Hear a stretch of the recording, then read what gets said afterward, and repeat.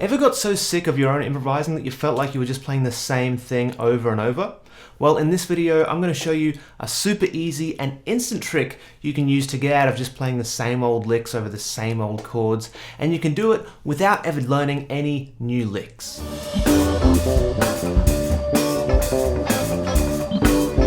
Welcome to Become a Bassist, where it's all about insanely practical, no BS bass lessons designed to get you playing better bass, having more fun, and becoming the best bassist you can be. And right now, it's all about improvising, one of my favorite subjects. Now, pretty much everyone goes through an improvising rut at some point, and you feel like you just play the same things over and over, and you feel like your playing gets super stale, super dull, super boring. Now, that might be you right now, and if it is, I can't wait to show you this trick. Now, for this to work though, you do need to know at least the basics about modes and how they relate to chords. Now, if you have that down, awesome. If not, just go and check out my ultimate guide to the modes. It shows you exactly what the modes are, how they're created, exactly how to use them, but without using any of the confusing music theory jargon that just leaves you pulling your hair out. It's 100% free, so just grab yourself a copy by clicking the link in the description and going through it, and then all these things we're going to talk about in this video are going to make a whole lot more sense. But right now, let's go. Now, normally if you're playing any kind of progression in a key, you can usually assign a mode to just about every chord. For example, if we're in the key of G, we'll have these chords and we can assign these modes to them. So for example, if you wanted to play over a 1-6-2-5 progression in the key of G, you'd play G major, our 1, E minor up there, A minor, and then D major or D7 sounds like this. We've got a track right here and it sounds like this.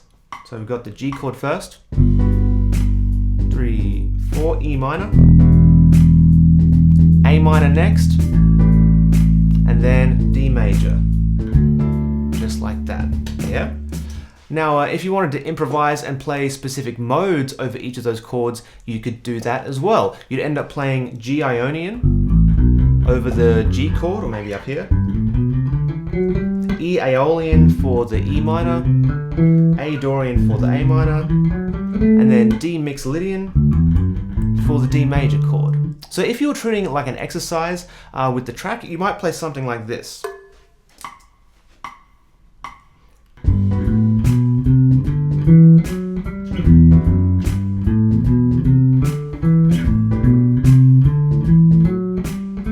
Those are all the chords and all the modes that go with those chords, yeah? And right now, it's very much just an exercise. The next time around though, let's try and use these modes to improvise a little bit. Let's try it out.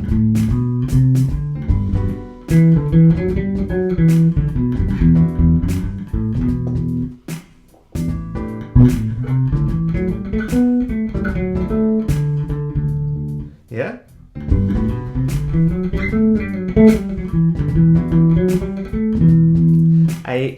A Dorian,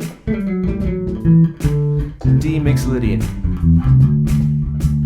G Ionian, E Aeolian. You can use all those different scales and modes to kind of improvise and create all that music like that. Now, there's absolutely nothing wrong with doing this. It's a totally fine way of thinking about these things. Eventually, you'll probably want to get beyond thinking in just kind of these terms and thinking kind of bigger picture, a bit more musically maybe, but this is a great way to get your feet wet with improvising. Now, the problem with this comes when you've been doing this for a while and you kind of run out of things to play. It feels like every time you get to, a G major chord, you play the same thing. Every time you go to the E minor, same thing. A minor, same thing. D7, D major, same thing. It can get super frustrating, but that's where this modal switch trick comes in. And here's how it works. Instead of playing each mode that lines up with the chord, we're going to go 2 rungs up in the modal ladder. Now, what does that mean? Well, check out our modal ladder right here, our 1 chord on the bottom, going all the way up to our 7 chord at the top. So say you're playing a G major chord, or a G major 7 chord. Instead of playing the G Ionian that it kind of lines up with on that modal ladder, we're going to go 2 rungs up and play that mode instead. So in this case, we're on G, we skip the A, and we're going to play B Phrygian instead over that G chord. So we have this G chord right here, but we're going to play B Phrygian. Yeah, makes sense, right? Just 2 steps above the chord. We're switching the modes that we're using.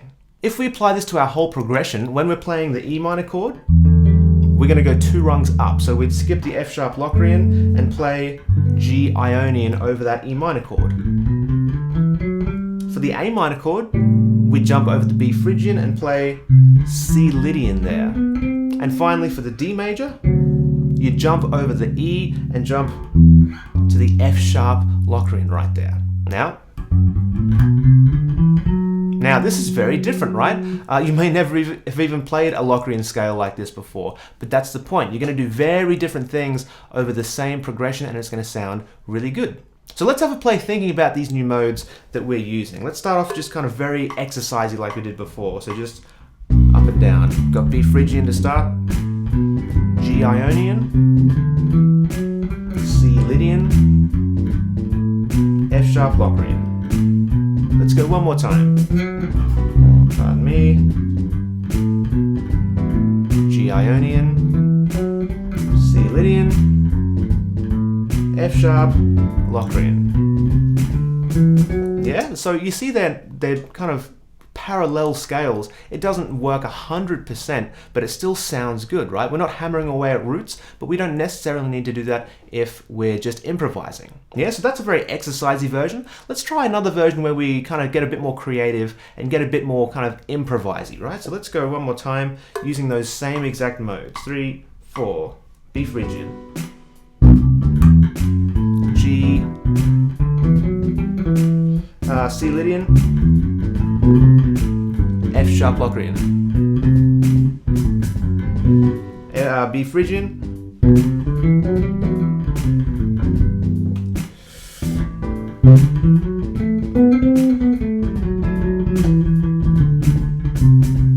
B Phrygian, got C Lydian,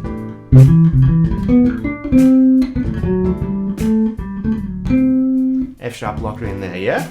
So again, we're getting different sounds. We're not kind of, sounds a bit different, but if you already know your modes, this is a great way of expanding your options a little and getting out of any kind of improvising rut that you might be in.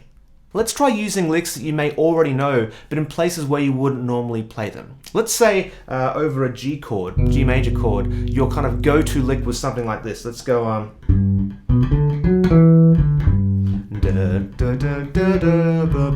yeah, very kind of much outlining the G major kind of sound. If we play it with the recording, or the track rather.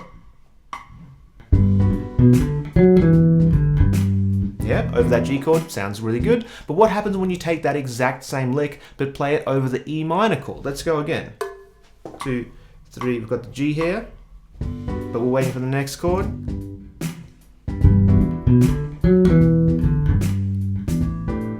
Okay, it's the same thing over a different chord, but it still sounds great. Sounds good over the G, and sounds good over the E minor as well. Yeah, you don't necessarily need to learn a whole bunch of new licks. You can use the ones you already have under your belt, and it's going to work really, really well. Using this mode switch trick means a few things happen automatically. Number one, you avoid just kind of hammering out the roots of every chord change. Now this can be a big part of why some bassists playing goes a bit stale, and this solves that problem instantly because you're not targeting chord roots at all. And number two, like I just showed you, it lets you play all the things you already know how to play, but it completely recontextualizes them so they sound completely different, sound super, super fresh. One question that does come up a fair bit when I show this to students is, can you keep going up in rungs of 2 on the modal ladder? And you technically can, there's nothing to stop you, but the further you go away from the kind of bass chord, the more you're going to run into problems of dissonant notes and notes that just don't sound very good. So while it is possible, I'd stick with this one for now, and then you can revisit that kind of idea much later on. Like I've been saying though, this only really works if you know your modes reasonably well. So if you've got this far and your head's just kind of spinning a little bit, it's okay. All you need to do is download my ultimate guide to the modes, and everything will hopefully become a lot clearer for you. So just click the first link in the description, or you can also do it right here, fill out the form on that page, and I'll send you the guide that'll show you how to master your modes and have you playing them all up and down your fretboard in no time at all, without the confusion and complicated jargon. So I'll see you in there.